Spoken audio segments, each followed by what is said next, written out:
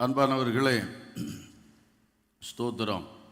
இந்த நாளிலே தண்ணீரின் தன்மை மாற்றம் என்கிற தலைப்பிலே வேத புத்தகத்தில் 3 சம்பவங்களில் தண்ணீரின் தன்மைகளை மாற்றி தேவன் அற்புதங்கள் செய்ததை நாம் படித்து நமது வாழ்விலும் அவர் சில மாற்றங்களை எப்படி கொண்டு வருவார் என்பதை குறித்து வசனத்திலிருந்து நாம் அறிய இருக்கிறோம். ஜெபித்து அதை பெற்றுக்கொள்ளவும் இருக்கிறோம். அல்லேலூயா, ஸ்தோத்திரம். முதலாவதாக இந்த தண்ணீரின் மாற்றம் சொல்லும் பொழுது எரிகோவின் தண்ணீரை குறித்து, அதில் நடந்த ஒரு மாற்றத்தை குறித்து 2 ராஜாக்களின் புஸ்தகம் 2வது அதிகாரம் 19வது வசனம் தொடங்கி 22ஆம் வசனம் மட்டும் நாம் படிக்க முடியும். கர்த்தருக்கு ஸ்தோத்திரம். பின்பு அந்த பட்டணத்தின் மனுஷர் எலிசாவை நோக்கி, இதோ எங்கள் ஆண்டவன் காண்கிறபடி இந்த பட்டணம் குடியிருப்புக்கு நல்லது, தண்ணீரோ கெட்டது, நிலமும் பால் நிலம் என்றார்கள். அப்பொழுது அவன் ஒரு புது தோண்டியை எடுத்து அதிலே உப்பை போட்டு கொண்டு வாருங்கள் என்றான். அதை அவனிடத்தில் கொண்டு வந்தபோது அவன் நீரூற்றண்டைக்கு போய் உப்பை அதிலே போட்டு, இந்த தண்ணீரை ஆரோக்கியமாக்கினேன், இனி இதனால் சாவும் வராது, நிலப்பாழும் இராது என்று கர்த்தர் சொல்லுகிறார் என்றான். எலிசா சொன்ன வார்த்தையின்படியே அந்த தண்ணீர் இந்நாள் வரைக்கும் இருக்கிறபடி ஆரோக்கியம் ஆயிற்று. அல்லேலூயா, அல்லேலூயா. எரிகோ பட்டணத்தின் தண்ணீர் எலிசாவின் காலத்திலே கெட்ட தண்ணீராக இருந்தது. கெட்ட தண்ணீர், வசனத்திலே படிக்கிறோம், தண்ணீரோ கெட்டது. பட்டணம் குடியிருப்புக்கு நல்லது, தண்ணீரோ கெட்டது, கெட்ட தண்ணீராக இருந்தது. அடுத்தது சாவின் தண்ணீராக இருந்தது. சாவு, இனி இதனால் சாவும் வராது, இந்த தண்ணீரை ஆரோக்கியமாக்கினேன், இனி இதனால் சாவும் வராது என்று எலிசா சொன்னார். அப்போ அந்த தண்ணீரை குடிக்கிறவன் சாவான். அப்படி ஒரு சாவு இருந்தது. கெட்ட தண்ணீர், சாவின் தண்ணீர், நிலப்பாழும் அந்த தண்ணீரினால் உண்டாகி கொண்டிருந்தது. இந்த தண்ணி நிலத்தை பாழாக்குகிற தண்ணி. கர்த்தருக்கு ஸ்தோத்திரம். அதோடு கூட நமக்கு தெரியும், எரிகோ சபிக்கப்பட்ட இடம். யோசுவா சாபம் கொடுத்தது. தேவனும் அதுக்கு முன்னாடியே சொல்லிட்டார், சாபத்தீடான பொருட்களில் ஒன்றையும் எடுக்கக்கூடாதுன்னு சொல்லி. தேவனுடைய சாபம் எரிகோவின் மேல் உண்டு. யோசுவா கொடுத்த சாபம் எரிகோ பட்டணத்தில் உண்டு. சாபத்தின் தண்ணீர், கெட்ட தண்ணீர், சாவின் தண்ணீர், நிலப்பாளின் தண்ணீர், அடுத்தது அது சாபத்தின் தண்ணீர். அது அத்தனையும் அன்றைக்கு எலிசா மூலமாக கர்த்தர் அற்புதமாக மாற்றினார். அல்லேலூயா. ரொம்ப ஒரு ஆச்சரியமான காரியம் நடந்தது. பட்டணத்துக்கே ஆசீர்வாதம், பட்டணத்து மக்கள் அத்தனை பேருக்கும் நன்மை. சரீரத்தை கெடுக்கிற, வாழ்க்கை அளிக்கிற ஒரு தண்ணீராக்கும். தண்ணீர் என்று சொல்லும் பொழுது வாழ்வின் ஆதாரத்தில் ஒன்று, ஒரு ஜீவாதாரம், வாழ்வாதாரம். ஒரு மனுஷன் வாழணும்னா தண்ணி வேணும். தண்ணி இல்லாமல் எங்கேயாவது ஒரு இடத்துல போய் இருந்துட்டு வாழ முடியாது. பழைய காலத்திலும் மக்கள் நாடோடிகளாக வாழ்ந்த காலங்கள், ஆற்றங்கரை வழியாகத்தான் தங்கள் பயணங்களை மேற்கொள்வார்கள். அப்படி மேற்கொண்டு தான் ஆங்காங்கே ஆற்றங்கரைகளில் பட்டணங்களை கட்டி குடியேறினார்கள். அதனால தான் இந்த பண்டைக்கால நாகரிகங்கள் அனைத்தும் ஒவ்வொரு அந்த நதி ஓரத்தை தழுவியே இருக்கும். கர்த்தருக்கு ஸ்தோத்திரம். அப்படித்தான் வளர்ந்தது. ஒரு நீர் ஆதாரம் வேண்டும், இல்லாவிட்டால் மக்களுக்கு வாழ முடியாது. ஒரு வீட்டை கட்டுறாங்க, முதல்ல தண்ணி இருக்கா, பஞ்சாயத்து தண்ணி கிடைக்குமா, போர் போடணுமா என்பதை பற்றி பேசுவார்கள். கர்த்தருக்கு ஸ்தோத்திரம். அப்போ தண்ணீர் இல்லாமல் ஒன்றுமே செய்ய முடியாது. தண்ணீர் வாழ்வுக்கு ஒரு ஆதாரமாக தேவனால் தரப்பட்டது. அல்லேலூயா.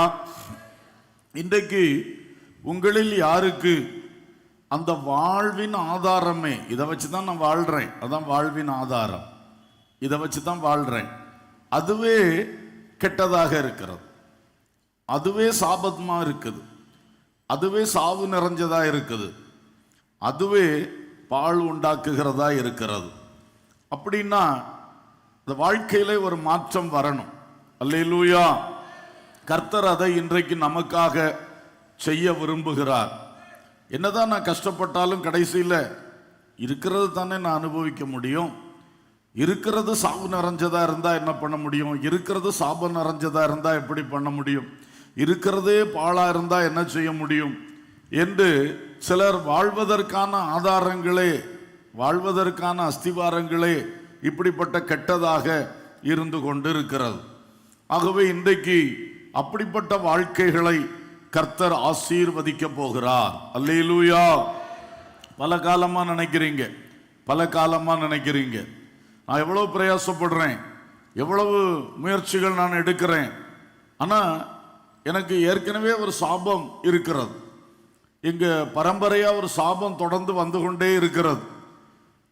முந்தின தலைமுறையில் நடந்தது தான் இந்த தலைமுறை நடக்குது, அதுக்கு முந்தின தலைமுறையில் நடந்தது தான் முந்தின தலைமுறையில் நடந்தது.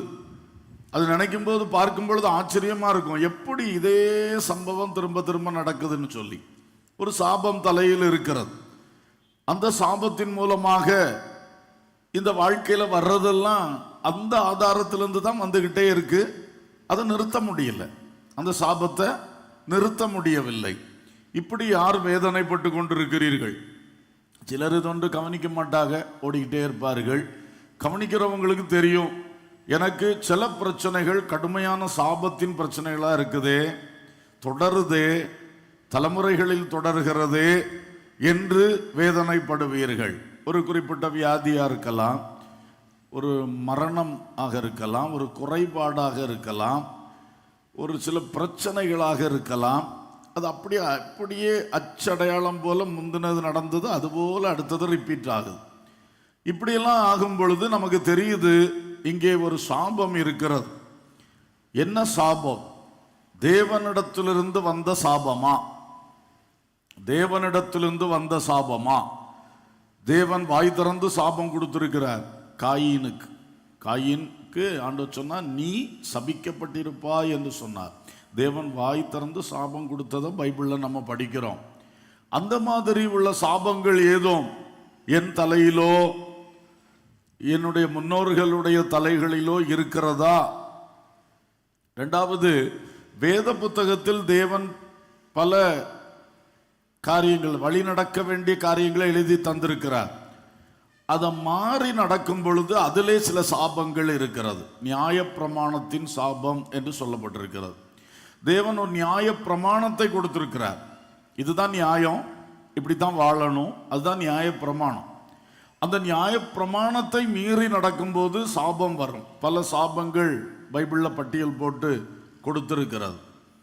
இது ரெண்டும் தேவனிடத்திலிருந்து வரக்கூடிய சாபங்கள்.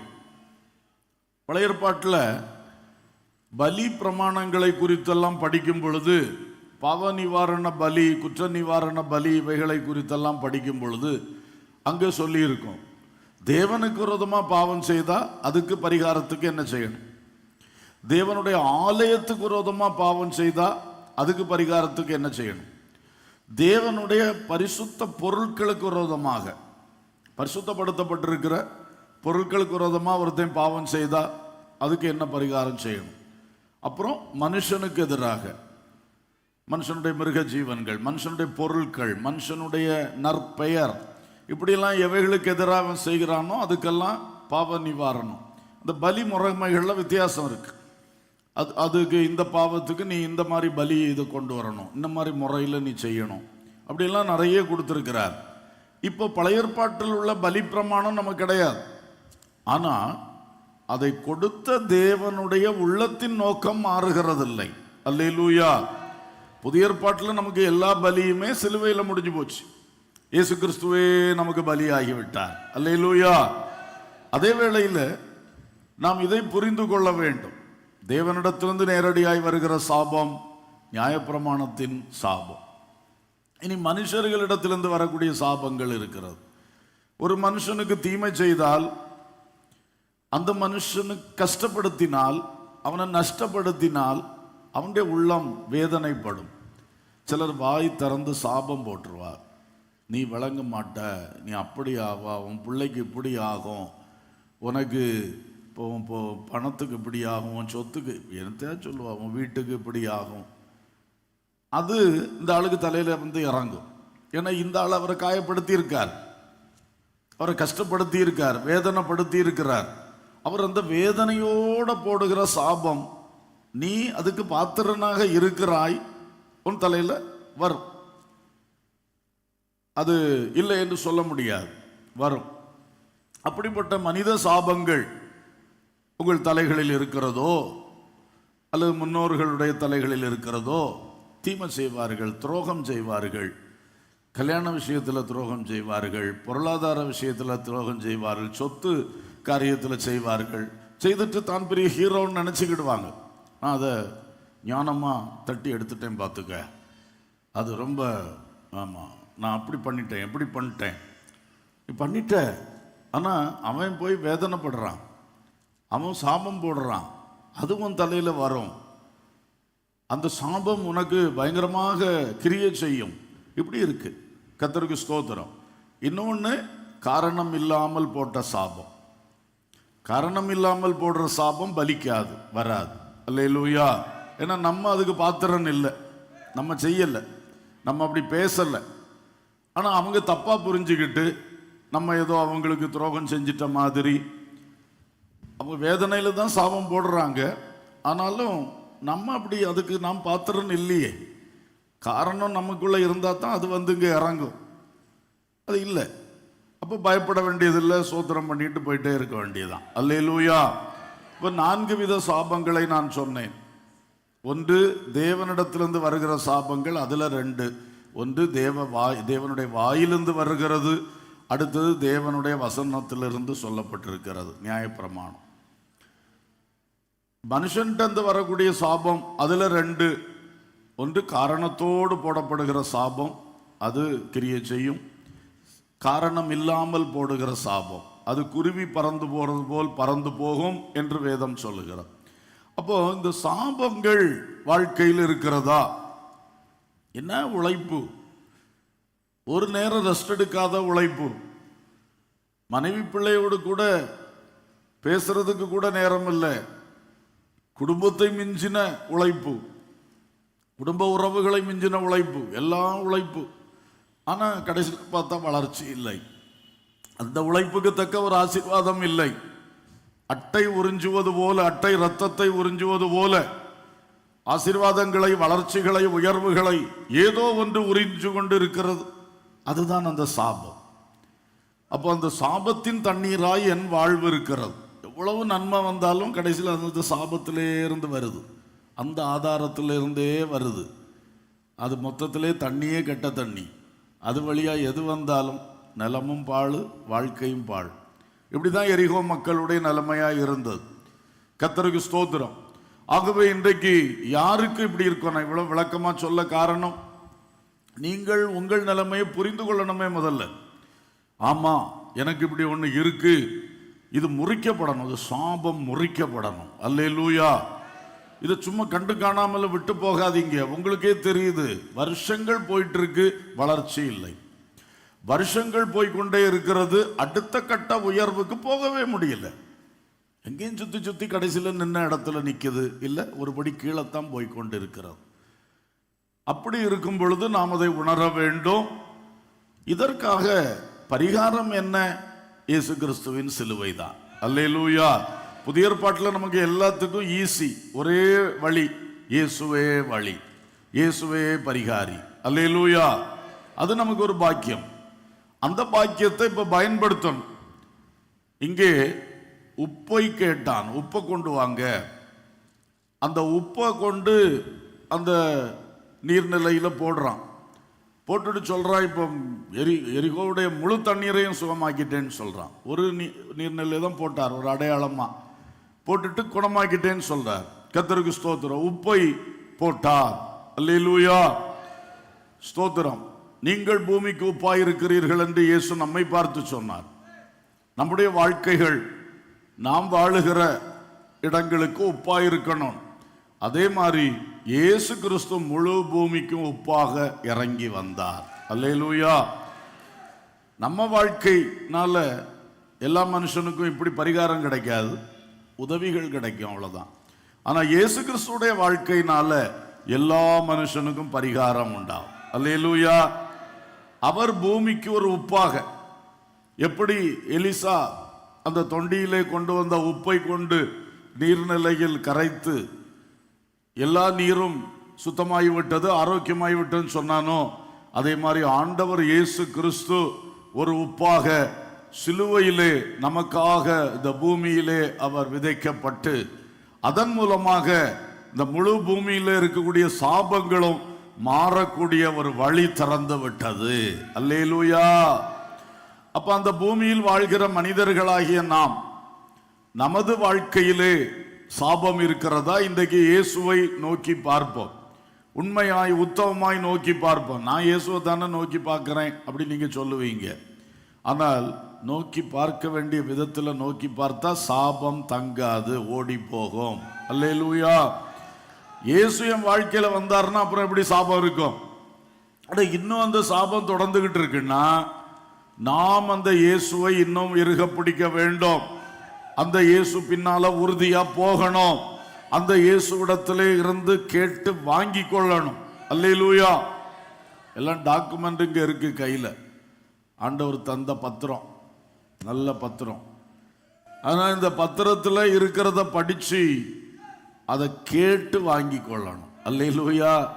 கேட்டு வாங்கணும். நம்ம செய்ய வேண்டியதை செய்யும் பொழுதுதான் அது நம்ம வாழ்க்கையில வரும்.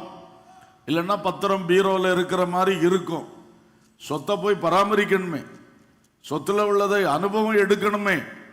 அதுதான் பைபிளை கையில வச்சுட்டு இருக்க நல்ல விஷயம் ஆகாது. அந்த பைபிள் படி செயல்பட்டு அந்த பைபிள்ல சொல்லி இருக்கிற வசனங்களை நம்ம விசுவாசித்து வாயினால அறிக்கை பண்ணி அதை சுதந்தரிக்க வேண்டும். அல்லேலூயா. இந்த சாபத்தின் விஷயத்திலும் அப்படித்தான்.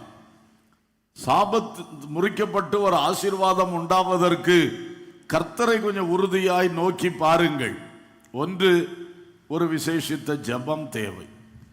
ஜெபிக்க இன்றைக்கு அநேகருக்கு பிடிக்கல. சும்மா சுருக்க சுருக்க ஜெபங்களை பண்ணி போக விரும்புகிறார்கள். ஆனால் வாழ்க்கையில சாபக்கட்டு மாறவில்லையே, அதை மாத்துகிறது இயேசுதானே. அப்ப இயேசுடைய பாதத்துல கொஞ்ச நேரம் உட்காருவதற்கு தீர்மானியுங்கள். ஒரு அல்லேலூயா சொல்லுவோம். அது இல்லாம எப்படி கிடைக்கும்? அதுக்கு வாடகைக்கு ஆள் பிடிக்கிறது. இப்ப எதுக்கு எடுத்தாலும் வாடகைக்கு ஆள். பிள்ளைய வயத்துல சுமந்து பெற்றெடுக்கிறதுக்கும் இப்ப என்ன வந்தாச்சு? வாடகை தாய் வந்தாச்சு. எல்லாத்துக்கும் வாடகைக்கு ஆள் பிடிக்கணும். பணத்தை கொடுக்கலாம். நம்ம கஷ்டப்படக்கூடாது, நம்ம பிரயாசப்படக்கூடாது. அத மாதிரி ஜெபிக்கிறதுக்கு ஆள், ஜெபிக்கிறதுக்கு வாடகைக்கு ஆள் வைக்கிறது. இந்த பழக்கத்தை முதல்ல விசுவாசிகள் விடணும். என் காரியத்துக்கு நான் ஜெபிக்க வேண்டும். ஆமென். என் காரியத்துக்கு நான், சொல்லுங்க, ஜெபிக்க வேண்டும். என் ஜெபத்தை தான் அவர் கேட்கிறார். அல்லேலூயா. மற்றவங்க ஜெபத்தையும் கேட்கிறார். ஆனா என் ஜெபம் எப்படி இருக்கோ அதை வச்சுதான் எனக்கு விடுதலை வரும். இது மாற்றமில்லாத விஷயம். நீங்க இதுல கிளியரா இருங்க. நீங்க முதல்ல உள்ளத்தை திறந்து மனம் திறந்து ஆண்டவரிடத்துல தனிப்பட்ட முறையில பேசுங்க. அதே போல ஒரு வல்லமையான ஜெபம் வேறொன்றும் கிடையாது. ஆமென். ஏன்னா உங்க உள்ளத்தை திறந்து உங்களுக்குள்ள இருக்கிறத கர்த்தர்ட்ட நீங்க பேசும்பொழுது, நேரடியா பேசும் பொழுது அவர் கிரியை செய்வார். அதுக்கு பிறகு நாங்கள் எல்லாம் உங்களுக்காக ஜெபம் பண்ணுவோம். அந்த ஜெபங்கள்னால உங்க மேல ஒரு கிருபை இறங்கும். அதுவும் தேவைதான். ஆனா இதுதான் ஆணிவேர். நான் என் காரியத்துக்காக இயேசுவிடத்தில் பேசணும், இயேசு மூலம் பிதாவினிடத்தில் பேசணும். இந்த விஷயத்தை விட்டு விடாதீங்க. யாராவது நமக்காக ஜெபம் பண்ணுவாங்களா? பாஸ்டர்கிட்ட ஒன்று ஜெபம் பண்ண சொல்லுங்க, அங்கே ஊழியக்காரர்கிட்ட ஜெபம் பண்ண சொல்லுங்க. அப்படி சொல்லிட்டு நம்ம அதை பற்றி ஜெபம் பண்ணாமலே போயிட்டு இருந்தோம்னா விடுதலை வராது. இன்னைக்கு பலருக்கு ஒருவேளை அந்த பிரச்சனை இருக்கு என்று நான் நினைக்கிறேன். அப்படி யாருக்கு இருக்கோ தயவு செய்து இன்றைக்கு சரிப்படுத்துங்க. நீங்க ஒரு நாள் ஃபாஸ்டிங் போட்டு நீங்க உட்காருங்க. எனக்கு ஃபாஸ்டிங் பண்ண தெரியாது, எனக்கு நீண்ட நேரம் ஜெபம் பண்ண தெரியாது. எத்தனை வருஷம் ஆச்சு விசுவாசி ஆகி, இன்னைக்கு இப்படி சொல்லிட்டு இருந்தா என்ன அர்த்தம்? ஒன்றும் படிச்சுட்டு வந்து செய்யக்கூடிய விஷயம் இல்லை இதெல்லாம். சும்மா நீங்க உட்காருங்க, ஆண்டவர் பாதத்தில் அவர் நடத்துவார். அல்லேலூயா. நம்ம நோக்கம் என்ன? எனக்கு இந்த பிரச்சனை தொடர்ந்து வந்து கொண்டே இருக்கிறது, இதுல ஏதோ ஒரு சாபக்கட்டு இருக்கு, இது முறிக்கப்படணும். அல்லேலூயா. அந்த பாயிண்ட கரெக்டா வச்சுக்கிடுங்க. நம்ம அஜெண்டா கரெக்டா இருக்கட்டும். நோக்கம் சிதறிட்டு கிடக்க கூடாது, பிரயோஜனம் இருக்காது.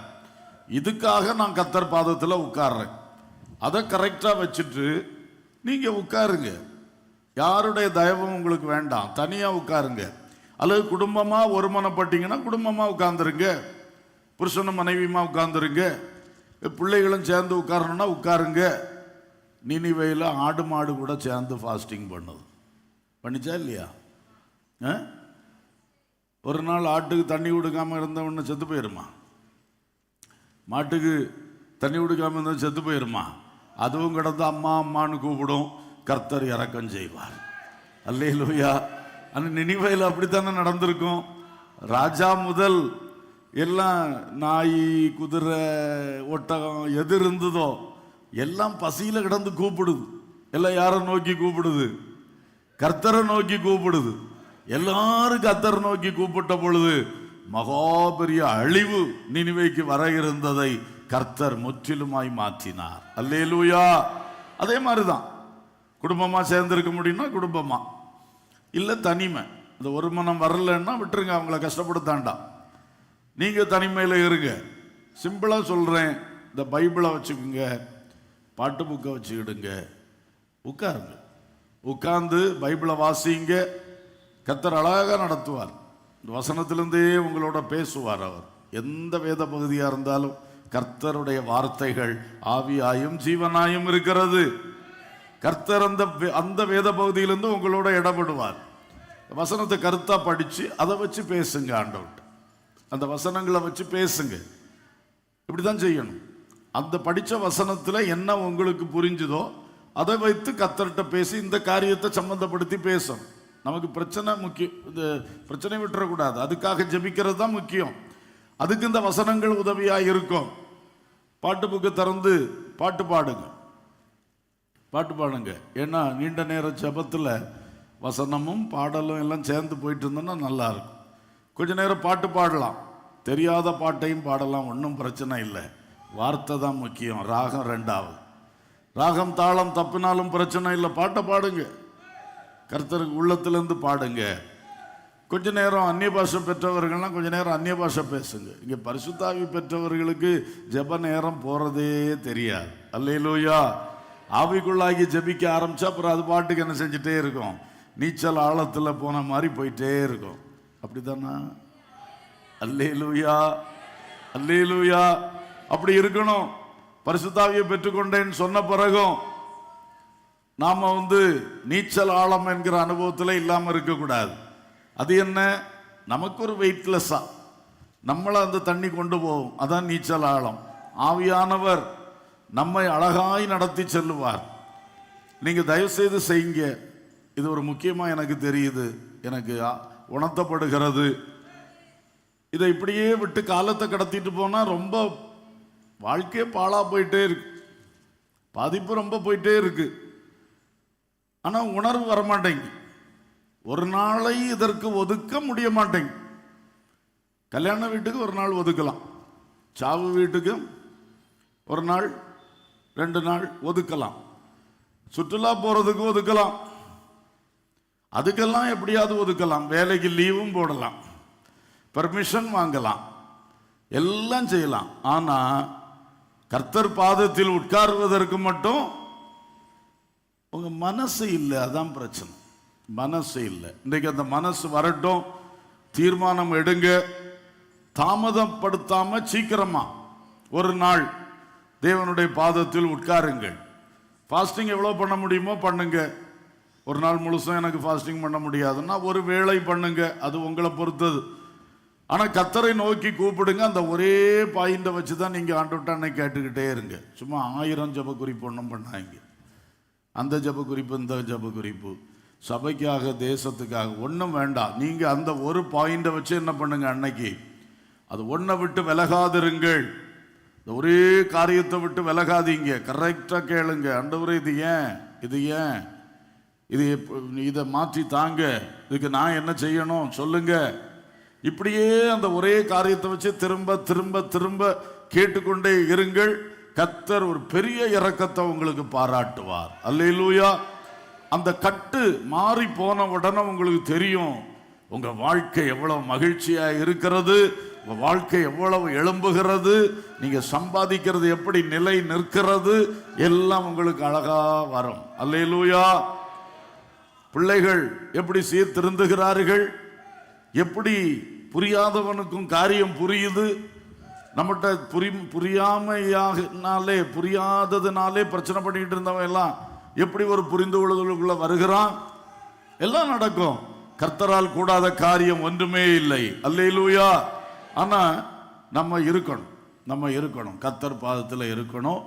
வசனத்தையும் திறந்து வாஸ்து ஜெபம் பண்ணுங்க. அப்ப ஆண்டவருடைய அந்த கைடன்ஸ், அந்த வழிகாட்டுதல்கள் சரியாக கிடைக்கும். சாபம் என்கிற அந்த தண்ணீர் ஆரோக்கியமுள்ள தண்ணீராய் மாறட்டும். அல்லேலூயா. அதே மாதிரி சாவு பல இடங்களிலே பயங்கர சாவுகள், எழுத்தின்படியே சாவுகள் இருக்கிறது. எழுத்தின்படியே சாவுகள். சில குடும்பங்களில் தொடர் சாவுகள், ரொம்ப சங்கடமா இருக்கிறது. கர்த்தருக்கு ஸ்தோத்திரம். என்ன சங்கடம், ஒரு குடும்பத்திலே ஒரு ஜெபத்துக்காக போட்டிருந்தார்கள். ஒரு பிரதருக்கு ரொம்ப சீரியஸ், கடைசி நேரம் மாதிரி இருக்கு, ஆண்டவர் ஒரு அற்புதம் செய்யணும். ஏன்னா அதுக்கு முந்தின வருஷம் அவருடைய சகோதரனா ஏதோ நெருங்கின உறவுல இன்னொரு மரணம், இதே மாதிரி வியாதி மரணம். இப்போ அடுத்த மரணத்துக்கு ரெடியா இருக்கு. அவங்க ஒரு வாய்ஸ் மெயில் போட்டிருந்தாங்க. நான் ஒரு கூட்டம் முடிச்சுட்டு நைட்டு அதை பார்த்துட்டு கூப்பிட்டு என்னன்னு விசாரித்து ஜெபம் பண்ணலான்னு சொல்லி கூப்பிடும்போது அவர் சொன்னாங்க, இப்போ தான் அவர் மரிச்சு போனார்னு செய்தி வந்தது. இப்போதான் அவர் மரிச்சு போனாருன்னு செய்தி வந்தது. என்ன சங்கடம். வரிசையா மரணங்கள். அவரை நம்பி ஒரு பிள்ளை, மனைவி. இந்த மாதிரி ஒவ்வொரு குடும்பங்களுடைய நிலைமைகள். உங்கள் குடும்பங்கள் எப்படி இருக்கிறது? சாவுகள். சில இடத்துல பார்த்தா ஏதோ உயிரோட இருக்கேன்னு பேரையா, இது என்ன வாழ்க்கை? சரீரம் முழுசும் வியாதி, கஷ்டம், பலவீனம், அப்படி இருக்கிறது. அங்கே ஒரு சாவின் கிரியை இருக்கிறது. அப்ப அது முறிக்கப்படுவதற்கு நாம் ஆண்டவர் இயேசுவின் பாதத்தை பற்றி கொள்ள வேண்டும். அல்லேலூயா. ஸ்தோத்திரம். ஆண்டவர் இயேசுவின் பாதத்தை பற்றி கொள்வோம். இன்னொன்று பார்த்தோம், கெட்ட தண்ணீரினால் வாழ்க்கையே அழிந்து கொண்டிருக்கிறது. சிலருடைய வாழ்க்கையில சில கெட்ட காரியங்கள், கெட்டவைகள், பாவங்கள், அக்கிரமங்கள், நம்ம வாழ்க்கையில இருக்கக்கூடாத கெட்டவைகள், அது தொடர்ந்து இருக்கும் பொழுது அது அதனுடைய தாக்கத்தை பண்ணிக்கிட்டே இருக்கு. அதனால ஆதாரமே அந்த கெட்டதா இருக்குது. கெட்டது வழியாத்தான் வருது. ஒரு காரியத்தை கேட்டா சிந்தனையில் இங்கே கெட்டு இருக்கிறதுனால அந்த கெட்ட காரியத்துக்குள்ளே தான் அந்த சிந்தனை வருது. ஒரு செய்தியை ஒருத்தர் சொன்னார்னா ஒவ்வொரு ஆட்கள் ஒவ்வொரு மாதிரியும் எடுத்துக்கிடுவாங்க அந்த செய்தியை. ஒருவர் சொல்லுவார், இன்னாருக்கு இப்படி ஆகிப்போச்சு, ஒரு ஆக்சிடென்ட் ஆகிப்போச்சு. உடனே ஒரு ஆள் கேட்பார், ஐயோ எங்கேயாவது அடிபட்டுதா, எப்படி இருக்காரு இப்போ? அவர் எடுத்துக்கொள்ற முறை அப்படி. அடுத்து பாருங்க, இன்னொருத்தர் கேட்பார், அவன் செய்த பாவம் கொஞ்சம் நஞ்சமா, உயிரோட இருக்கானா போனானா, அந்த கண்ணோட்டத்தில் அவர் பேசுவார்.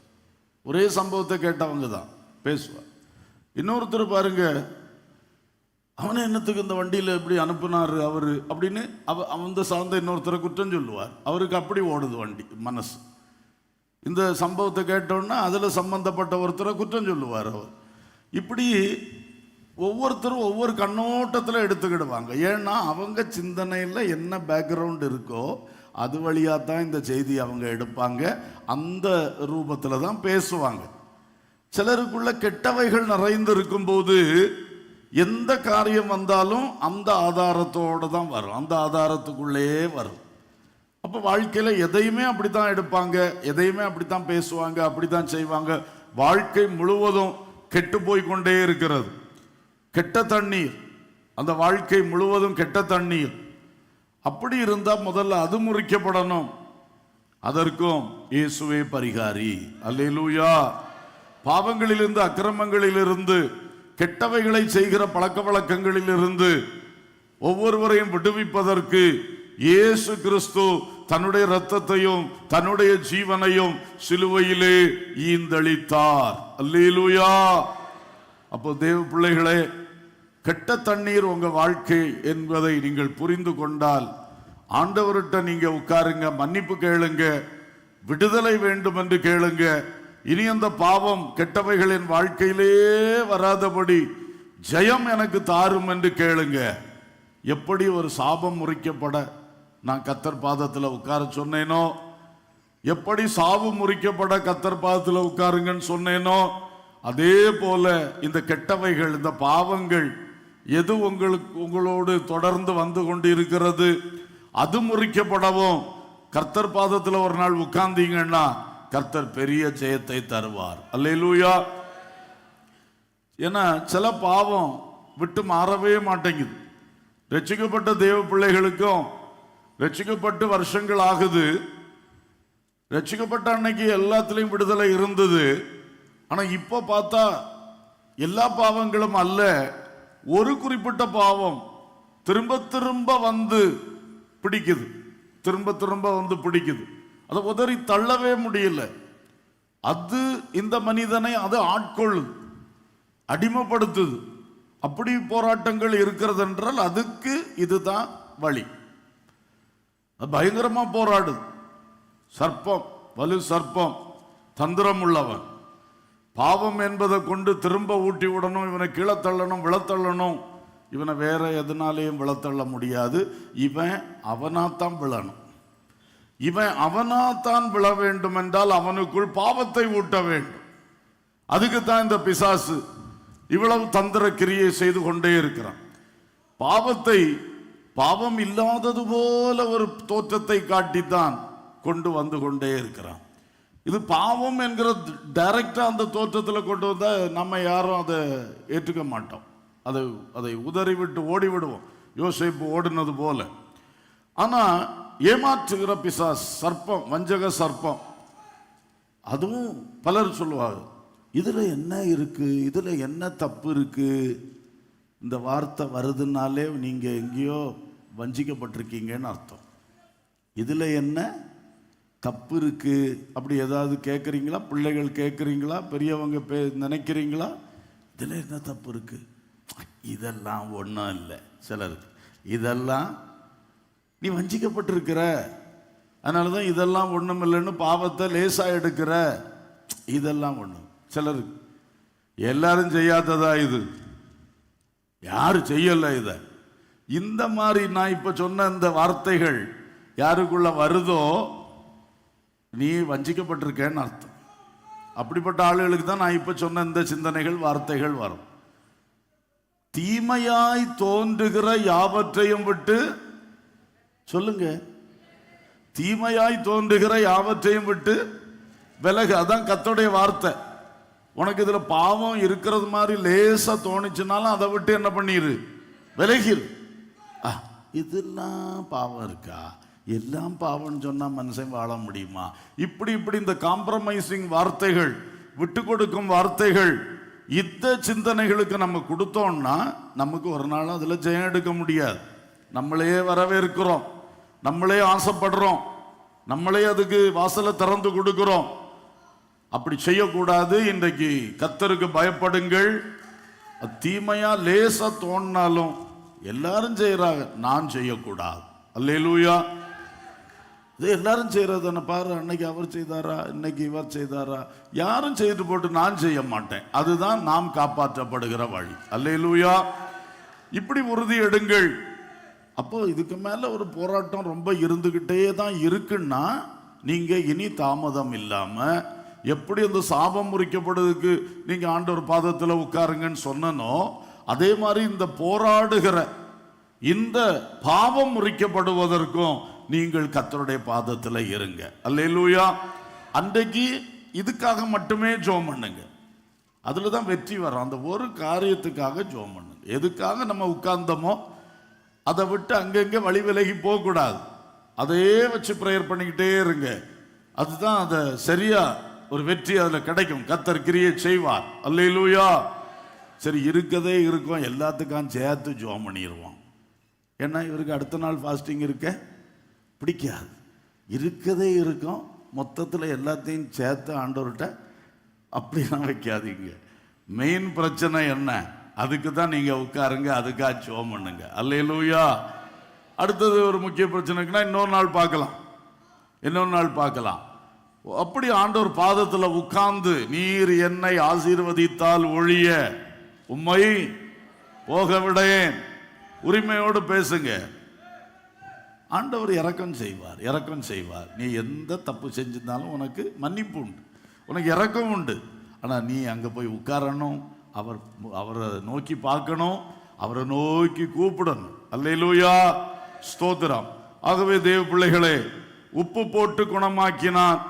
அதே மாதிரி ஆண்டவராய் இயேசு பூமிக்கு உப்பாக சிலுவையிலே மரித்து நம்முடைய பாழான வாழ்க்கையை வளமுள்ள வாழ்க்கையாய் மாற்றுவதற்காக, நம்முடைய வாழ்க்கையை பாழாக்கின அந்த எல்லா வாழ்வாதாரங்களை மாற்றி ஆரோக்கியப்படுத்துவதற்காக, சாபங்களை ஆசீர்வாதமாய் மாற்ற, பாழானதை ஆசீர்வாதம் உள்ளதாய் மாற்ற, சாவை ஜீவனாய் மாற்ற, அல்லேலூயா, கெட்டதை நல்லதாய் மாற்ற இயேசு வல்லமை உள்ளவராய் இருக்கிறார். அல்லேலூயா. ஸ்தோத்திரம். பாவங்கள் நீக்கி விட்டார், தம் இரத்தத்தை சிந்தி பாவங்கள் நீக்கி விட்டார், காணாமற் போயினேன் கண்டுபிடித்தவர், காணாமல் போயினேன் கண்டுபிடித்தவர், தூக்கி சுமந்து தம் மந்தையில் சேர்த்தாரு, தூக்கி சுமந்து தம் மந்தையில் சேர்த்தாரு, என்னாலுமே துதிப்பேன் என் நேசர் இயேசுவை, என்னாலுமே துதிப்பேன். காலையும் மாலையும் மற்றெல்லா வேளையும், காலையும் மாலையும் மற்றெல்லா வேளையும், கையையும் நெஞ்சையும் மேலே உயர்த்தினார், கையையும் நெஞ்சையும் மேலே உயர்த்தினார், என்னாலுமே துதிப்பேன் என் நேசர் இயேசுவை, என்னாலுமே துதிப்பேன். சாவின் நிழலதிலோ பிசாசினால் வரும், சாவின் நிழலதிலோ நானே உன் பரிகாரி, விலக்குவேன் வியாதியை, நானே உன் பரிகாரி, விலக்குவேன் வியாதியை, நோக்கி பார் என்னையே ரட்சிப்பேன் என்பதால், நோக்கி பார் என்னையே ரட்சிப்பேன் என்பதால், நோக்கி பார் என்னையே ரட்சிப்பேன் என்பதால், நோக்கி பார் இயேசுவை ரட்சிப்பார் என்பதால், நோக்கி பார் இயேசுவை ரட்சிப்பார் என்பதால், என்னாலுமே துதிப்பேன் என் நேசர் இயேசுவை, என்னாலுமே துதிப்பேன், என்னாலுமே துதிப்பேன். சாவின் நிழலிலே, பிசாசின் சோதனையிலே, வியாதி பிரச்சனையிலே, பலவித தொடர் சாப கட்டுகளுக்குள்ளே வாழக்கூடிய ஒவ்வொருவரும் நோக்கிப்பார் இயேசுவை, ரட்சிப்பார் உன்னையே. ஹல்லேலூயா. கரங்களை தட்டி கர்த்தருக்கு ஒரு ஸ்தோத்திரம் சொல்லுவோமா? கொள்ளிவாய் சர்ப்பங்கள் கடித்த பொழுது அங்கே உயர்த்தப்பட்டிருக்கிற வெண்கல சர்ப்பத்தை நோக்கி பார், அப்பொழுது பிழைப்பாய் என்று சொல்லப்பட்டது. அதே போலதான் உனக்காகவும் எனக்காகவும் ஒரே பரிகாரியாய் இயேசு சிலுவையிலே உயர்த்தப்பட்டிருக்கிறார். இனி நீ சாபத்தோடு வாழ வேண்டிய அவசியம் இல்லை, பாவத்தோடு வாழ வேண்டிய அவசியம் இல்லை, இந்த சாவோடு போராட வேண்டிய அவசியம் உனக்கில்லை, உன் வாழ்வு பாழாய் போக வேண்டிய காரணம் இல்லை. இன்றைக்கு இவைகள் எல்லாவற்றுக்கும் பரிகாரி நம்மோடு இருக்கிறார். நாம் கூப்பிடும் பொழுது அவர் வந்து இரக்கம் செய்கிறார். அல்லேலூயா. நோக்கிப்பார், அவர் ரட்சிப்பார். அல்லேலூயா. எனக்கு என்னமோ அடுத்த லைனுக்கு போகவே முடியல. யாரோடு கர்த்தர் பேசிக் கொண்டிருக்கிறார் நண்பர்களே? இவ்வளவும் சொல்லியும் ஒரு நாள் உட்காரணும்னு உனக்குள்ள ஒரு தீர்மானம் வரல. கர்த்தர் எப்படி உனக்கு உதவி செய்ய முடியும்?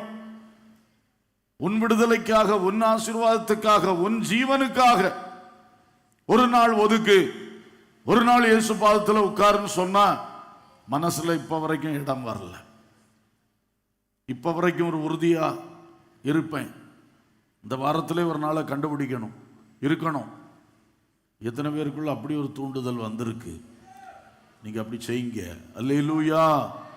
இன்னும் அதுக்கு ஒரு தீர்மானம் எடுக்கிறதுக்கு முடியாம வேறு பல காரியங்களை சிந்திச்சுட்டு இருந்தீங்கன்னா, சரியில்லை பிரதர், சரியில்லை சிஸ்டர், ஒரு நாள் உட்காருங்க. அதுக்கு பிறகு கர்த்தர் பாதத்தில் உட்கார்ற ருசியும் உங்களுக்கு வந்துடும். அல்லேலூயா. உங்களுக்கு இந்த கட்டுகள் உடைகிறது மட்டும் இல்ல, ஒரு நாள் உட்கார்ந்து பாருங்க, அது பிறகு அடிக்கடி நீங்களா உட்கார்ற ஆசை உங்களுக்கு வந்துடும். அல்லேலூயா. கர்த்தருடைய பாதத்தில் அமருவது அவ்வளவு ஆசீர்வாதம். ஆமென். தாவீது சொன்னார், ஆகாமிய கூடாரங்கள்ல இருக்கிறத பார்க்கிலும் உங்க ஆலயத்துல எங்க இருக்கணும்? அந்த வாசப்படியில இருக்கதே எனக்கு பாக்கியம். அல்லேலூயா. இந்த மாதிரி தேவ பிள்ளைகள் சிந்தியுங்கள். வீட்டில் அப்படி உட்கார்ந்து ஜெபிக்கிறதுக்குள்ள வாய்ப்பு இல்லைன்னா இங்க வாங்க. இங்க இந்த வாசல் எப்பவும் திறந்தான் கிடக்கும். மற்ற நேரங்களில் அந்த வாசலை பூட்டி வைப்பாங்க. அதே வேளையில் இந்த வாசல் எப்போ அந்த சின்ன வாசல் அப்படி வந்து இங்க வந்துடலாம் நீங்க. ஆகையினாலே கண்டிப்பாக ஜெபியுங்கள், கர்த்தர் கிரியை செய்வார். ஒரு அல்லேலூயா சொல்லுவோம். அல்லேலூயா. இரண்டாவது மாறாவின் தண்ணீர். மாறாவின் தண்ணீர் யாத்திராகமம் 15ஆம் அதிகாரத்தில் இருக்கிறது. நேரம் போனதுனால நான் சுருக்கமா சொல்றேன். மோசேயின் தலைமையிலே ஜனங்கள், இஸ்ரவேல் ஜனங்கள் கானான் பயணம் வந்த பொழுது ஒரு இடத்திலே வந்தார்கள். அங்கே 3 நாள் தண்ணி இல்லாம கஷ்டப்பட்டாங்க. அப்புறம் தண்ணியை கண்டாங்க. ஐயோ தண்ணி கிடைச்சிட்டு போய் எடுத்து குடிச்சா பயங்கரமான கசப்பான தண்ணீர், உள்ள போகாது. தாகமா இருந்தவர்களும் குடிக்க முடியாத அளவுக்கு கசப்பான தண்ணீர். மக்கள் ரொம்ப கஷ்டப்பட்டாங்க. அப்பொழுது கர்த்தர் மோசையோடு பேசி ஒரு மரத்தை காண்பித்தார். அந்த மரத்தை வெட்டி அந்த தண்ணியில போடு. மோசே அதற்கு கீழ்ப்படிந்தார். உடனே அந்த மாறாவின் தண்ணீர், கசந்த தண்ணீர், மதுரமான தண்ணீராய் மாறிவிட்டது. அல்லேலூயா. அது தண்ணீர் கசப்பு, அது மாறிவிட்டது. அதுதான் அங்க படிக்கிறோம். அடுத்தது 26ஆம் வசனத்தில் சொன்னார், நான் உன் வியாதிகளை சுகமாக்குவேன், நானே பரிகாரியாகிய கர்த்தர் என்று அவர்களுக்கு சொன்னார். அப்ப இங்க சிலருடைய வாழ்க்கையிலே வியாதி கசப்பு, சிலருக்கு மனக்கசப்பு, இப்படிப்பட்ட கசந்து போன வாழ்க்கை இருக்கிறது. வாழ்க்கையே கசப்பா இருக்கு ஐயா, வாழ்க்கையில் ஒரு சந்தோஷமே இல்லை. எனக்கு எதை நினைச்சு சந்தோஷப்படுறதுக்கு இருக்கு? வீட்டை நினைச்சு சந்தோஷப்பட முடியுமா? கடன் கட்ட முடியல, லோனை செலுத்த முடியல. வாகனத்தில் போறேன்னு சந்தோஷமா இருக்க முடியுமா? அதுக்கும் இன்ஸ்டால்மெண்ட் நினைச்சாலே அதுக்கு சந்தோஷத்தை அது என்ன செய்துருது? உறிஞ்சி போடுது. இப்படி எதை நினைச்சாலும் இப்படிதான், எதை நினைச்சாலும் இப்படிதான். பிள்ளைக்கு வாழ்க்கை சந்தோஷம் நினைக்கும் பொழுது டவுரி டவுரி இப்படி கேட்டு வாங்கினாங்களே, அப்படி பறிச்சு வாங்கினாங்களே, என்னை கஷ்டப்படுத்தினாங்களே, கசப்பு. எதை நினைச்சாலும் கசப்பு ஐயா, எதை நினைச்சாலும் கசப்பு. வாழ்க்கையே கசப்பு. இப்படி கசந்து போன மாறாவின் தண்ணீராக யார் வாழ்க்கை இருக்கிறதோ, இன்றைக்கு ஆண்டவர் இயேசு உங்களை சந்திக்க விரும்புகிறார். அதுக்கு பரிகாரம் என்னது? ஒரு மரத்தை வெட்டி தண்ணியில போடு. நமக்கு ரட்சிப்பு எப்படி வந்தது? இயேசு சிலுவை மரத்தில் தொங்கினபடியினால். அல்லேலூயா.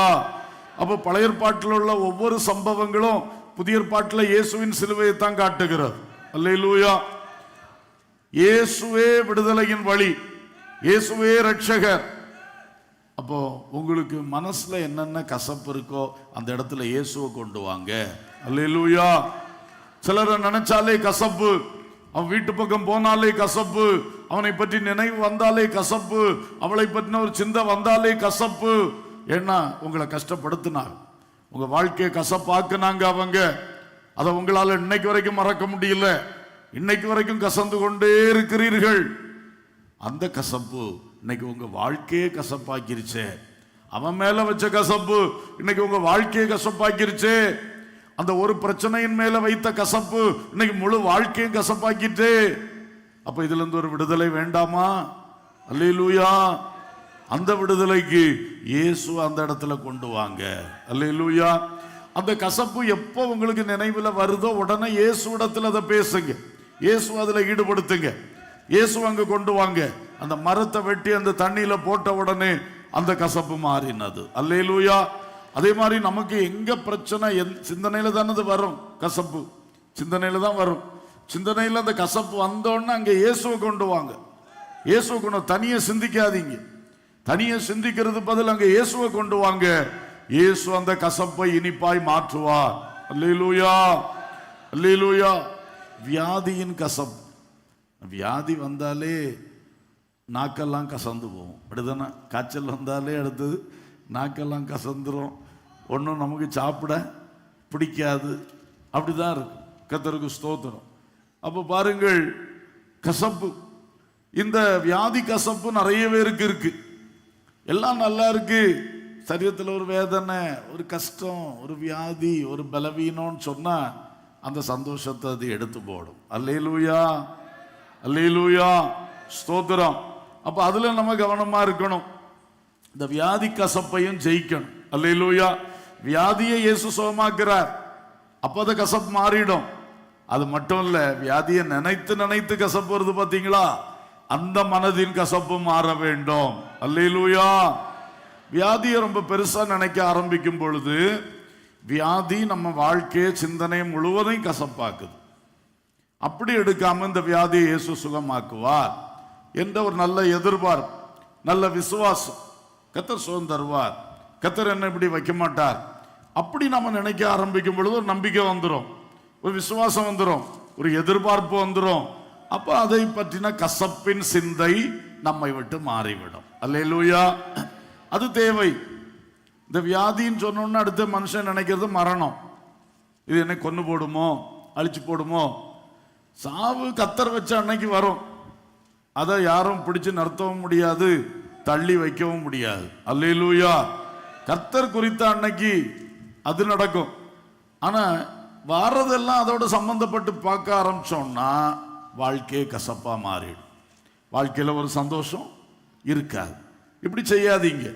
ஒரு வியாதி வந்தோடனே மரணத்தோடு ஒப்பிடாதீங்க. இது அங்கதான் கொண்டு சேர்க்கணும். வேற ஒரு காரியம் வந்த உடனே மரணம் மரணம். ஒரு ஆபத்தின் செய்தியை கேட்டோடனே யாத்திரை தொடங்கினாலே திகில், பயம். என்ன செய்யுது? வாழ்க்கையில இந்த மாதிரிப்பட்ட ஒரு கசப்புகள் யாருக்குள் இருக்கிறதோ அந்த கசந்த நீரில் இயேசு வரட்டும், இயேசு வரட்டும். அல்லேலூயா. இயேசுவிடத்துல பேசுங்க, இயேசு அதில் ஈடுபடுத்துங்க, இயேசு அதில் ஈடுபடுத்துங்க. அப்பொழுது கர்த்தர் கிரியை செய்வார். அல்லேலூயா. அப்பொழுது கசந்த மாறா மதுரமாய் மாறும். மூன்றாவது, கானாவூர் கற்சாடிகளின் தண்ணீர். கானாவூரிலே இயேசு கிறிஸ்து போன கல்யாண வீட்டிலே அங்கே கற்சாடிகளில் சுத்திகரிப்புக்காக தண்ணீர் வைக்கப்பட்டிருந்தது. யோவான் 2ஆம் அதிகாரம் 6 முதல் 10 வரையிலான வசனங்கள் பார்க்கும் பொழுது கற்சாடியிலே சுத்திகரிப்பதற்கான தண்ணீர் வச்சிருந்தாங்க. அதை இயேசு எடுத்து பந்தி விசாரிப்புக்காரன்ட்ட கொண்டு போன்னு சொன்னார். கொண்டு போய் கொடுத்தாங்க. அங்கே அதை ஊற்றி கொடுத்த பொழுது அது ருசியான திராட்சை ரசமாய் இருந்தது. அல்லேலூயா. இயேசு கிறிஸ்து அந்த நிலத்தை பாழாக்கும் தண்ணீரை, கெட்ட தண்ணீரை நல்ல ஆரோக்கியமுள்ள தண்ணீராய் மாற்றினார் எலிசா மூலமாக. அல்லேலூயா. இயேசு கிறிஸ்து வாயில வைக்க முடியாத கசந்து போன மாறாவின் தண்ணீரை மதுரமாக மாற்றினார் மோசே மூலமாக. அல்லேலூயா. இப்பொழுது ஆண்டவர் இயேசு கிறிஸ்து இந்த சாதாரண கை கழுவ வைக்கக்கூடிய சுத்திகரிப்புக்கான தண்ணீரை மிகுந்த ருசியுள்ள திராட்சரசமாய் மாற்றினார் தன் வார்த்தையினாலே. அல்லேலூயா. அவர் கை வச்சு தொட ஒன்றும் இல்லை, வார்த்தை தான். அவருடைய வார்த்தையை சொன்னார், அவங்க அந்த வார்த்தைக்கு கீழ்ப்படிச்சாங்க. கர்த்தருடைய வார்த்தை, மனுஷனுடைய கீழ்ப்படிதல் ரெண்டு சேர்ந்த உடனே சுத்திகரிப்பின் தண்ணீர் ருசிகரமான திராட்சரசமாய் மாற்றப்பட்டது. அல்லேலூயா. ஒரு அல்லேலூயா சொல்லுவோம். சுத்திகரிப்பின் தண்ணீரை குடிக்கிற தண்ணி அளவுக்கு பெருசா கவனிச்சு வைக்க மாட்டாங்க. குடிக்கிற தண்ணீரை தான் ரொம்ப கேர்ஃபுல்லா பத்திரப்படுத்தி வைக்கிறது. சுத்திகரிப்பின் தண்ணீர் அப்படி ஒரு செகண்ட் கிரேடு மாதிரி தான், அந்த மாதிரி தான் வைப்பார்கள். அப்படி இருந்த ஒரு சாதாரண தண்ணீரை ஒரு ருசிகரமான ரசமாக இயேசு மாற்றினார். அல்லேலூயா. நம்ம வாழ்க்கை இன்றைக்கு ஒரு சாதா தண்ணியா இருக்கா? எல்லாரும் போல உலகத்தில் எல்லாரும் இருக்காங்க, நானும் இருக்கேன். எல்லாரும் செய்கிறாங்க, நானும் செய்கிறேன். ஏதோ வாழ்றேன், போறேன், அந்த மாதிரி ஒரு சாதாரண வாழ்க்கை. ஆனால் இயேசுவின் வார்த்தை உங்களில் வெளிப்பட்டு நீங்கள் அதற்கு கீழ்ப்படிய தொடங்கினால் உங்கள் வாழ்க்கை அநேகருக்கு பிரயோஜனமான ருசிகரமான திராட்சரசமாக மாறும். அல்லேலூயா. இன்றைக்கு அந்த மாற்றத்தையும் கர்த்தர் செய்ய வல்லவராய் இருக்கிறார். பாழானதிலிருந்து நம்மை தூக்கி எடுக்க வல்லவர், கசப்பிலிருந்து நம்மை இனிமையாக்க இயேசு வல்லவர். அது மட்டுமல்ல, பாருங்க, நம்ம ஒரு சாதாரண வாழ்க்கையிலிருந்து நம்மை நல்ல பிரயோஜனம் உள்ள ருசிகரமான வாழ்க்கையாக நமது வாழ்க்கையை மாற்ற இயேசு வல்லவர். அல்லேலூயா. ஸ்தோத்திரம். முதல் காரியத்தில் நம்ம கர்த்தர் பாதத்தில் காத்திருப்போம், ஜெபிப்போம் சொன்னோம். ரெண்டாவது விஷயத்தில் எங்க கசப்பு இருக்கோ அங்க இயேசுவை ஈடுபடுத்துங்கன்னு சொன்னோம். மூன்றாவது விஷயத்தில் உங்க சாதாரண வாழ்க்கை ஒரு வெற்றியான பிரயோஜனமான வாழ்க்கையா மாறணும்னா இந்த வசனத்தை படிங்க, வசனத்துக்கு கீழ்ப்படியுங்க, கர்த்தர் உங்களை உயர்த்துவார். அல்லேலூயா. வசனத்துக்கு நடுங்குகிறவனை நோக்கி பார்ப்பேன் என்று சொன்னார். அல்லேலூயா. நாம் வசனத்தை தேடும் பொழுது நம்முடைய பிள்ளைகளை அவர் நினைப்பேன் என்று சொல்லி இருக்கிறார். வசனத்தினால பல பல ஆசீர்வாதங்களும் உயர்வுகளும் மேன்மைகளும் இருக்கின்றன. ஆகையினாலே நம்முடைய சாதாரணப்பட்ட வாழ்க்கையை ஒரு பிரயோஜனமான வாழ்க்கையாய் மாற்றுவதற்கு இந்த வேத வசனங்களை கர்த்தர் தந்திருக்கிறார். அதை படியுங்கள், அதற்கு கீழ்ப்படியுங்கள். அன்றைக்கு அவங்க கீழ்ப்படிதல் ரொம்ப அழகான கீழ்ப்படிதல். தண்ணியை கொண்டு பந்தியில ஊத்துன்னு சொன்னா ஒருத்தனாவது ஐயா தண்ணி எல்லாம் இருக்கு, ரசம் குறைவுபட்டிருக்குன்னு சொல்லவே இல்லை. அது எந்த தண்ணியை கொண்டு பந்தியில ஊத்த சொல்றாரு? குடிநீரை கொண்டு ஊத்த சொன்னாலும் பரவாயில்ல. இது கற்சாடிகளில் வைத்திருக்கக்கூடிய, நம்ம கல்யாண வீடுகளில் பழைய காலத்தில் வெளியே குட்டுவத்தில் வச்சிருப்பா, அந்த தண்ணியை கொண்டு எங்க ஊத்து? பந்தியில ஊத்துன்னா இந்த வேலைக்காரர்கள் எவ்வளவு கீழ்ப்படிந்தார்கள். அல்லேலூயா. கீழ்ப்படிதல், சரியான ஒரு கீழ்ப்படிதல், ஒரு பெரிய அற்புதம் நடந்தது. அல்லேலூயா. இன்னைக்கு ஒருவேளை அன்பர்களே, சில அற்புதங்கள் நம்முடைய வாழ்வில் நடக்காமல் இருக்க காரணம் நம்முடைய ஒரு கீழ்ப்படியாமையா இருக்குமோ? நம்முடைய வாழ்க்கை ஒரு மேன்மை அடையாம இருக்க காரணம் நம்முடைய வாழ்க்கையினால நம்ம குடும்பத்து ஆளுகளுக்கே பிரயோஜனம் இல்லாம இருக்க காரணம், நம்முடைய வாழ்க்கையினாலே ஆண்டவர் நம்மை யாருக்கு பயன்படுத்தணும்னு நினைக்கிறாரோ அவங்களுக்கு பயன்படாம இருக்க காரணம் நம்முடைய ஒரு கீழ்ப்படியாமையாக இருக்கும். ஒரு கீழ்ப்படியாமை. நீங்க சில காரியங்களுக்கு கீழ்ப்படிஞ்சிருக்கீங்க, நல்லதுதான். ஆனால் கர்த்தர் சொல்ற ஒரு காரியத்துக்கு கீழ்ப்படியல, அது முக்கிய காரியம். அதனால உங்க வாழ்க்கை சும்மா எல்லாரும் போல போயிட்டே இருக்கு. ஒரு பிரயோஜனம் இல்லை, ஒரு பிரயோஜனம் இல்லை. சும்மா போயிட்டு இருக்கு, ஏதோ வாழ்றேன்னு சொல்லி. இன்றைக்கு கர்த்தர் சொன்ன வார்த்தைக்கு கீழ்ப்படிவீர்களாக, அது உங்களை உயர்த்தும். அல்லேலூயா. ருசியுள்ள திராட்சரசமாய் உங்கள் வாழ்க்கையை இயேசு மாற்ற விரும்புகிறார். சாபம் நிறைந்த வாழ்க்கையை நல்ல வாழ்க்கையாய் மாற்றுவார். கசப்பு நிறைந்த வாழ்க்கையை மதுரமான வாழ்க்கையாய் மாற்றுவார். அதோடு நிறுத்தாதபடி உன் சாதாரணமான வாழ்க்கையை ஒரு உயர்தர வாழ்க்கையாக, அநேகருக்கு பிரயோஜனமான வாழ்க்கையாக, அநேகருக்கு வெளிச்சம் கொடுக்கிற வாழ்க்கையாக, அநேகருக்கு உப்பாய் இருக்கிற வாழ்க்கையாக, அநேகருக்கு முன்மாதிரியாய் இருக்கிற வாழ்க்கையாய் இயேசு இன்றைக்கு மாற்ற விரும்புகிறார். அல்லேலூயா. இயேசுவின் வார்த்தைக்கு கீழ்ப்படியுங்கள், கர்த்தர் நிச்சயமா உயர்த்துவார். கர்த்தர் ஆவியானவர் ஏதாவது காரியத்தை இப்போ நினைப்பூட்டுறாருன்னா கொஞ்சம் அதை மறக்காம வேணாம், எழுதியாவது வச்சுக்கிடுங்க. அந்த பாயிண்ட் தான் தடையா இருக்குது. எத்தனையோ காரியத்துக்கு கீழ்ப்படிஞ்சிங்க உண்மைதான், ஆனா அந்த ஒரு காரியத்துக்கு நீங்க கீழ்ப்படிய மாட்டேங்கிறீங்க, அதுதான் தடையா இருக்குது. இந்த கர்த்தர் அதை டச் பண்றார், அதை உங்களுடைய உள்ளத்துல கொண்டு வருகிறார். அதை சாதாரணமா ஒதுங்கி போகாதீங்க. எல்லாம் செய்தீங்க, ஞான ஸ்நானம் மட்டும் எடுக்கல. ரட்சிக்கப்பட்டியா? ரட்சிக்கப்பட்டேன். அபிஷேகம் பெற்றியா? அபிஷேகம் பெற்ற. கர்த்தருக்குள்ள அப்படி இருக்கியா? கூட்டத்துக்கு வாரியா? எல்லாம் ரெடி, எல்லாம் ரெடி. ஆனா இதுவரைக்கும் என்ன செய்யல? ஞானஸ்நானம் மட்டும் எடுக்கல. எடுன்னு சொல்றார், ஞானஸ்நானம் பெரு. ஆனா ஒரு கீழ்ப்படியாமை, ஒரு கீழ்ப்படியாமை. என்ன கீழ்ப்படியாமை? அந்த கீழ்ப்படியாமை விட்டு நீ இன்றைக்கு கீழ்ப்படிந்தால் உன் வாழ்க்கை ருசிகரம் உள்ளதாய் மாறும். அல்லேலூயா. சிலருக்கு எல்லாம் செய்வாங்க, ஒரு ஆளை மட்டும் மன்னிக்க மாட்டேன். ஒரு ஆளை மட்டும், அவனை மன்னிக்க முடியாது, அவளை மன்னிக்க முடியாது, அவரை மட்டும் எனக்கு மன்னிக்கவே முடியாது. ஏதாவது ஒரு ஆள். வேற எல்லாரையும் மன்னிச்சிருவார்கள், எல்லாத்தையும் செய்திருவார்கள், எல்லாருக்கும் உதவியும் செய்வார்கள், எல்லாம் செய்வார்கள். ஆனா ஒரு குறிப்பிட்ட இடத்துல மன்னிப்பு முடியாது. கீழ்ப்படியாமை. அந்த விஷயத்தில் கீழ்ப்படிந்தால் கர்த்தர் உன் வாழ்க்கையை ருசிகரம் உள்ளதாய் மாற்றுவார். அல்லேலூயா. சிலருக்கு ஒரு விஷயத்தில் ஆண்டவர் சொல்றார், தாழ்மைப்பட்டு போ, எதிர்த்து நிக்காத, நியாயம் பேசாத, விட்டு கொடுத்து அமைதியா போ, தாழ்மைப்பட்டு போன. ஏன்னா அவர் உங்களுக்கு வேற பெரிய காரியத்தை வச்சுட்டு காத்திருக்கிறார். அதுக்கு தான் இந்த பாதையில நடத்துறார். சொல்லுப்பா, அதை பிடிச்சி வாங்கிறதுக்கு நீ சண்டை போடாத, நீ விட்டு கொடு, தாழ்மைப்படு.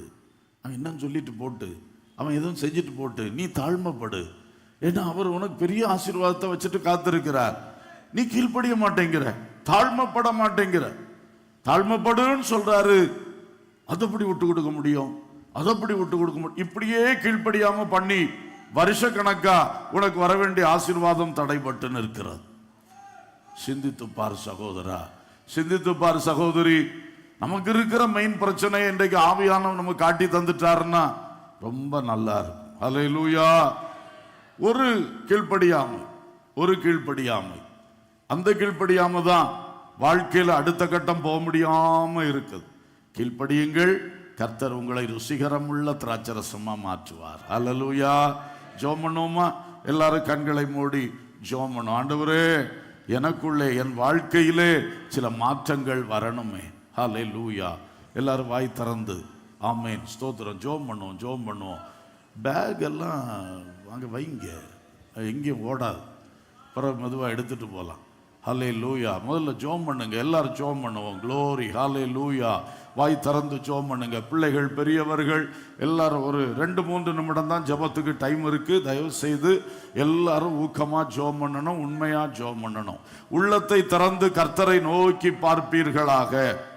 உள்ளத்தை திறந்து கர்த்தரை நோக்கி பாருங்கள்.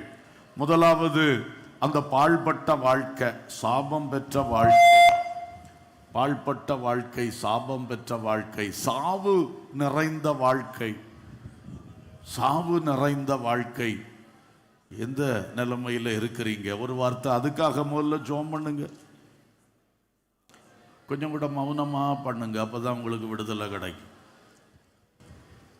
என்ன பழக்கம் இது? வாயை திறங்க. இயேசுவேன்னு கூப்பிடாண்டாமா? அப்பா பிதாவே என்று அபயமிட வேண்டாமா? ஹல்லேலூயா, ஹல்லேலூயா, ஹல்லேலூயா. வெக்கப்படக்கூடாது. எதுக்கு வெக்கம்? அப்பாவை கூப்பிடுறதுக்கு வெக்கமே கிடையாது. உலகத்தில் ஒவ்வொருத்தன் ரோட்டில் கிடந்து உருளுறாயா அவன் தெய்வத்துக்காக. என்னெல்லாம் பண்றான்? என்ன கத்திட்டு போறான் ரோட்ல அவன் தெய்வத்துக்காக. நீ இயேசுவே என்று கூப்பிட வாய் திறக்க முடியாதா? அப்பா பிதாவேன்னு கூப்பிடுறதுக்கு வாய் திறக்காதா? வாய் திறங்க, கர்த்தர் விடுதலை தருவா. ஹல்லேலூயா, ஹல்லேலூயா. சாபம் மாறணும்னு ஜெபம் பண்ணுங்க. ஆண்டவரே, இந்த நாளிலே நான் ஜெபம் பண்ண போறேன், உங்க பாதத்துல உட்கார போறேன், நான் தீர்மானிச்சுட்டேன்ப்பா. சிலருக்கு தீர்மானிச்ச உடனே விடுதலை வர ஆரம்பிச்சிடும். அப்புறம் நீங்க குறிப்பிட்ட நாள்ல உட்கார்ந்து ஆண்டவருக்கு நன்றி சொன்னா போதும், அப்படிப்பட்ட கிரியை செய்வார். ஹல்லேலூயா, ஸ்தோத்திரம், ஸ்தோத்திரம், ஸ்தோத்திரம். கர்த்தர் கிரியை செய்வார், கர்த்தர் கிரியை செய்வார். சாப தண்ணீர் ஆசீர்வாத தண்ணீராய் மாறும். ஆமென். நீ இனி உன் வாழ்வில் வருவது சாபம் அல்ல, ஆசீர்வாதம், ஆசீர்வாதம். சாவு துக்கம் மாறட்டும், சாவுக்கு ஏதுவான காரியங்கள் மாறட்டும், நோய்களும் அதுல ஒன்று தானே, எல்லாம் மாறட்டும். ஹல்லேலூயா, ஹல்லேலூயா, ஹல்லேலூயா. ஸ்தோத்திரம், ஸ்தோத்திரம், ஸ்தோத்திரம். என் வாழ்வில் இருக்கிற சாவை மாற்றி ஜீவனை தாருமப்பா.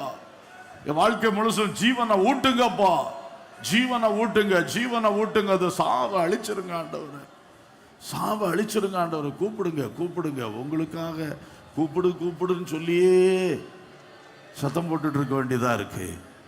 நல்லா கூப்பிடுங்க. வாலியோ பிள்ளைகள், உன் கட்டு மாறணும் பாரு, எவ்வளவு பிரகாசிப்ப. உன் படிப்பை தொலைச்சிடாத, வாழ்க்கையை கெடுத்துறாத. இப்பதான் நீ ஆண்டவர் நோக்கி கூப்பிட வேண்டிய நேரம், நீ விடுவிக்கப்பட வேண்டிய நேரம், நீ பிரகாசிக்க வேண்டிய நேரம், நீ சிறகடித்து பறக்க வேண்டிய காலம். கட்டப்பட்டு போகாத மகனே, கட்டப்பட்டு போகாதப்பா. ஆண்டவர் நோக்கி கூப்பிடு, கூப்பிடு, சத்தமா கூப்பிடு. இயேசுவே எனக்கு இறங்குன்னு சொல்லி கூப்பிடு. ஹல்லேலூயா, ஹல்லேலூயா. கெட்ட காரியங்கள்ல இருந்து விடுவிக்கப்படணும்னு கூப்பிடுங்க. என்கிட்ட சில கெட்டது இருக்குது, கெட்ட பழக்க வழக்கம் இருக்கு, கெட்ட தொடர்பு இருக்கு, கெட்ட கிரியைகள் செய்கிறேன், பாவம் செய்கிறேன், பாவ சிந்தனை இருக்கு, அக்கிரம சிந்தை. இயேசுவே விடுவியும் கூப்பிடுங்க, கூப்பிடுங்க. வெக்கப்படாம கூப்பிடுங்க, கூப்பிடுங்க, கூப்பிடுங்க. கர்த்தர் அதை உடைப்பார், கர்த்தர் அதிலிருந்து இருந்து உன்னை விடுவிப்பார். Praise the Lord, praise the Lord, praise the Lord. Hallelujah, hallelujah. கசப்போடு வந்திருக்கிற சகோதரியே, கசப்போடு வாழ்ந்து கொண்டிருக்கிற சகோதரனே, இயேசுவை நோக்கி கூப்பிடு. ஏசப்பா, அந்த இடத்துல நீங்க வாங்கப்பா, நீங்க வாங்கப்பா. என் கசப்புல நீங்க வந்து அதை இனிமையா மாற்றுங்கன்னு கூப்பிடுங்க. கர்த்தர் வருவார், கர்த்தர் வருவார், கர்த்தர் வருவார். உன் கசப்பிலே கர்த்தர் இயேசு இறங்கி வரும் பொழுது மதுரமாக மாற்றுவார், மதுரமாக மாற்றுவார். ஐயோ, இந்த வியாதி கசப்பு, அந்த வியாதி கசப்பு என்னை விட்டு முறியடிக்கப்படட்டும். சிந்தித்தாலே கசப்பா இருக்கு வாழ்க்கை, வாழ்க்கையை கசந்து போகும் போல இருக்கு. இயேசுவின் நாமத்தில் அந்த வியாதிகள் நீங்கி சுகம் உண்டாவதாக. அல்லேலூயா, அல்லேலூயா, அல்லேலூயா, அல்லேலூயா, அல்லேலூயா, அல்லேலூயா, அல்லேலூயா, அல்லேலூயா. சோதரம், சோதரம், சோதரம், சோதரம்.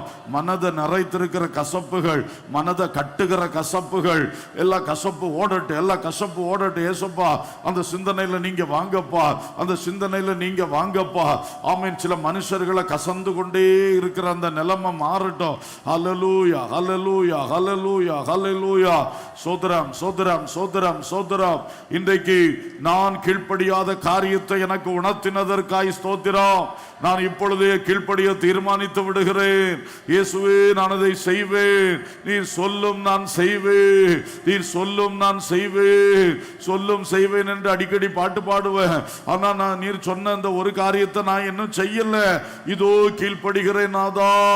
சொல்லுங்க. நான் பேசுறது போல நீங்களும் வாயை திறந்து வார்த்தைகளை சொல்லி பேசினா கர்த்தரிடத்திலிருந்து விடுதலை உனக்கு கிடைக்கும், விடுதலை உனக்கு கிடைக்கும். ஒரு சிறு குழந்தைய போல அப்பா அப்பா அப்பான்னு கூப்பிடு, அப்பா அப்பான்னு கூப்பிடு. அப்பா மன்னிச்சிருங்க, அந்த காரியத்துக்கு நான் கீழ்ப்படுகிறேன்ப்பான்னு சொல்லுங்க. கீழ்ப்படிவேன், கீழ்ப்படிவேன். முதல் வேலையா அதுக்கு தான் நான் கீழ்ப்படிவேன். ஆண்டவரே, ஞானஸ்நானம் எடுப்பேன், தாழ்மைப்படுவேன், விட்டு கொடுப்பேன், மன்னி சொல்லுங்க, சொல்லுங்க. யாரிடத்தில், ஒவ்வொரு இடத்துல கர்த்தர் அந்த செய்ய வேண்டிய காரியத்தை சொல்லி தருவார்.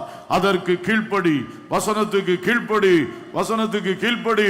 உன் வாழ்க்கையை ருசி தரும் வாழ்க்கையாய் மாற்றுவார். முந்தின ரசத்தை பார்க்கிலும் பிந்தின ரசம் அதிக ருசி. அதே மாதிரி இதுவரைக்கும் வாழ்க்கை இருந்ததை பார்க்கிலும் இனி உன் வாழ்க்கை அதிக ருசியாய் மாற்றுவார். உனக்கே ருசிக்கும் ஐயா உன் வாழ்க்கை. உன்னை சூழ இருக்கிற மற்றவங்களுக்கு ருசிக்கும் உன் வாழ்க்கை. அப்படி மாற்றுவார் இயேசு. ஹல்லேலூயா, ஹல்லேலூயா. கர்த்தர் அப்படி செய்வார், கர்த்தர் அப்படி செய்வார். ஹல்லேலூயா. மாறவே ஆசைப்படுகிறேன், என்னை மாற்றிவிடும் அருமை நேசரே. மாறவே ஆசைப்படுகிறேன், என்னை மாற்றிவிடும் அருமை நேசரே. என் சிந்தை மாறணும், என் செயல்கள் மாறணும், என் செயல்கள் மாறணும், என் பேச்சு மாறணும், என் பெருமை மாறணும், என் பேச்சு மாறணும், என் பெருமை மாறணும். மாறவே ஆசைப்படுகிறேன், என்னை மாற்றிவிடும் அருமை நேசரே. மாறவே ஆசைப்படுகிறேன், என்னை மாற்றிவிடும் அருமை நேசரே. என் நடை மாறணும், என் உடை மாறணும், என் நடை மாறணும், என் உடை மாறணும், என் உள்ளம் மாறணும் ஐயா உம்மை போலவே. என் உள்ளம் மாறணும் ஐயா உம்மை போலவே.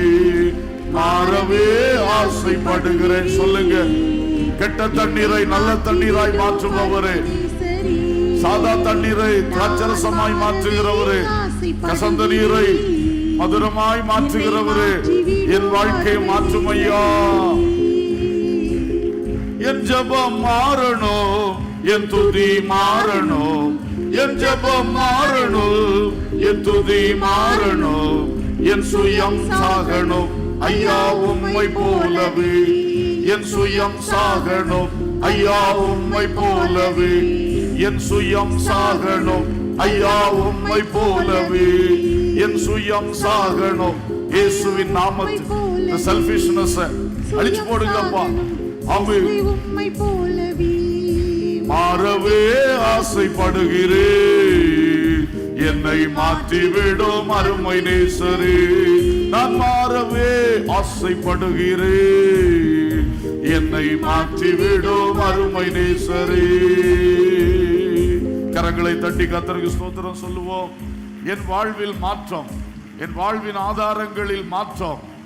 ஆமென். கெட்டவைகள் நல்லவைகளாய் மாற்றும், சாபம் ஆசீர்வாதமாய் மாற்றம், சாவு ஜீவனாய் மாற்றம், பாழானது ஆசீர்வதிக்கப்பட்டதாய் மாற்றம், கசப்பு இனிமையாய் மாற்றம். ஆமென். சாதா வாழ்க்கை விலையேற பெற்ற ருசியுள்ள ரசமாய் மாற்றம். Glory glory glory glory. Hallelujah, hallelujah, hallelujah. ஸ்தோத்திரம், ஸ்தோத்திரம், ஸ்தோத்திரம். அன்புள்ள பிதாவே, நல்ல தகப்பனே, தண்ணீரை மாற்றின 3 சம்பவங்களை பார்த்தோம். அதே போல எங்கள் வாழ்க்கையை மாற்றி அமைக்கணுமே. இந்த வாழ்க்கையை வாழ வைக்கிற அந்த சுற்றி இருக்கக்கூடிய ஆதாரங்களை ஆசீர்வதிக்கப்பட்டதாய் மாற்றம் பெற வேண்டுமே. கர்த்தர் பெரிய காரியங்களை செய்யுங்கப்பா. உங்க பாதம் தரித்திருக்கணும். நாங்க உங்களிடத்திலிருந்து ஆலோசனை பெற்றோம் ஆண்டவரே. அதை செய்வதற்கு கிருபை செய்யுங்கப்பா. எங்கே கசப்பு இருக்கிறதோ அங்கே இயேசுவை கொண்டு வரணும் என்று நாங்கள் ஆலோசனை பெற்றோம். அதை செயல்படுத்த எங்களுக்கு கிருபை தாங்க ஆண்டவரே. நாங்கள் உயர்தரமான ஒரு வாழ்க்கையை பெற்று அநேகருக்காய் பயன்படுவதற்காக உங்க வார்த்தைக்கு கீழ்ப்படிய வேண்டும் என்று சொல்லி நாங்கள் பார்த்தோம். அதையும் செய்ய கிருபை செய்யுங்க. எல்லார் வாழ்விலும் ஒரு மாற்றம் தேவையப்பா. ஆசீர்வதியும். துதி கனம் மகிமை உமக்கே செலுத்துகின்றோம். இயேசுவின் நாமத்தில் கேட்கிறோம் ஜீவனுள்ள பிதாவே, ஆமேன். என் ஆத்துமாவே கர்த்தரை ஸ்தோத்திரி, என் முழு உள்ளமே அவருடைய பரிசுத்த நாமத்தை ஸ்தோத்திரி. என் ஆத்துமாவே கர்த்தரை ஸ்தோத்திரி, அவர் செய்த சகல உபகாரங்களை மறவாதே. ஆமேன். நம்முடைய கர்த்தராகிய இயேசு கிறிஸ்துவின் கிருபையும் பிதாவாகிய தேவனுடைய அன்பும் பரிசுத்தாவியானவருடைய ஐக்கியமும் சிநேகமும் வழி நடத்துதலும் பாதுகாவலும் நம் அனைவரோடும் சகல பரிசுத்தவான்களோடும் சதா காலங்களிலும் இருப்பதாக. ஆமேன்.